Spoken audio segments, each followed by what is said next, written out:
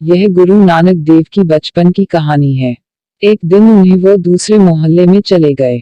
एक घर के बरामदे में महिला बैठी थी और रो रही थी। नानक ने उससे रोने की वजह पूछी। महिला की गोद में एक नवजात बच्चा था। महिला ने रोते हुए कहा, ये मेरा बेटा है, मैं इसके नसीब पर रो रही हूँ। कहीं और जन्म ले लेता तो कुछ दिन जिंदा रह लेता। इसने मेरे घर जन्म लिया और अब ये मर जाएगा। नानक ने पूछा, किसने कहा कि यह मर जाएगा? महिला ने जवाब दिया कि अब से पहले उसके जितने बच्चे हुए कोई नहीं बचा। नानक जी ने बच्चे को गोद में उठाया और कहा, इसे तो मर जाना है ना, आप इस बच्चे को मेरे हवाले कर दो। महिला ने हामी भर दी और नानक जी ने बच्चे का नाम मर्दाना रखा। नानक बोले, अब से यह मेरा है, मैं अभी इसे आपके पास छोड़ रहा हूँ, आगे जब इसकी जरूरत पड़ेगी मैं इसे ले जाऊंगा। यह कहकर नानक बाहर चले गए। उस बच्चे की मृत्यु नहीं हुई। यह बच्चा आगे चलकर नानक जी का परम मित्र और शिष्य बना। गुरु नानक देव अपने शिष्यों के साथ यात्रा किया करते थे। एक बार वह एक गांव से गुजर रहे थे। उन्हें प्यास लगी। उन्हें पहाड़ी पर एक कुआं दिखाई दिया। गुरु नानक ने शिष्य को पानी लेने के लिए भेजा, लेकिन कुएं का मालिक लालची और धनी था। वो पानी के बदले पैसे लिया करता था। शिष्य उस आदमी के पास 3 बार पानी मांगने गया और तीनों बार उसने इनकार कर दिया। तब गुरु जी ने कहा कि ईश्वर हमारी मदद जरूर करेगा। बताया जाता है कि इसके बाद नानक जी जहां खड़े थे वहीं मिट्टी खोदना शुरू कर दिया। थोड़ा ही खोदा था कि वहां से अचानक साफ पानी निकलने लगा।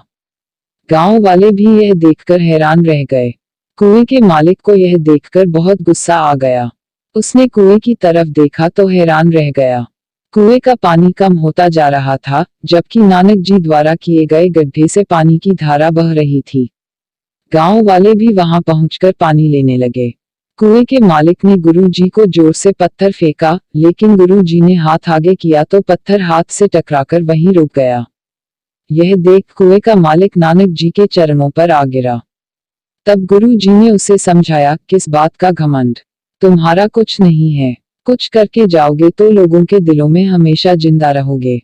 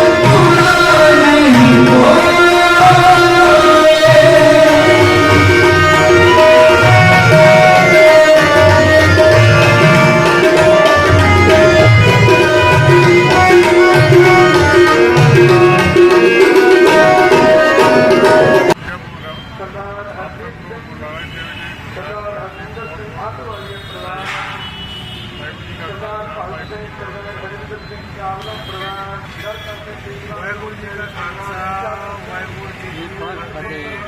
श्री गुरु नानक देव जी के 591वें जन्मोत्सव पर आप सभी को लखन बधाइयाँ। प्रति वर्ष अनुसार इस वर्ष स्टेशन गुरुद्वारा में जन्म की खुशी में उत्साह के साथ सब परिवार द्वारा मनाया जा रहा है और इसमें सत्संग पूरा पालन किया गया है। प्रत्येक नागरिक को सैनिटाइज मास्क की व्यवस्था एवं टेम्परेचर वगैरह पूरे पालन करते हुए गुरु नानक देव को मनाया जा रहा है। आप सभी को लाख लाख बधाइयाँ। केंद्र जी कमेटी मेंबर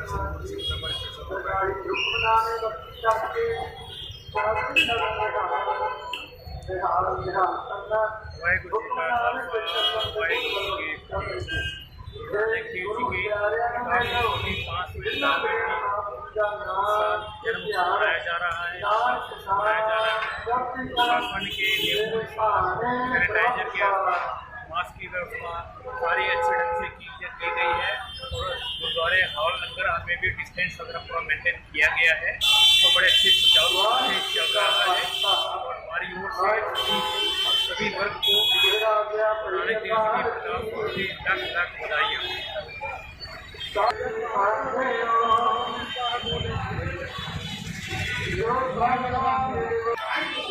नानक देव जी की प्रकाश प्रज्ञा सभी देशवासियों को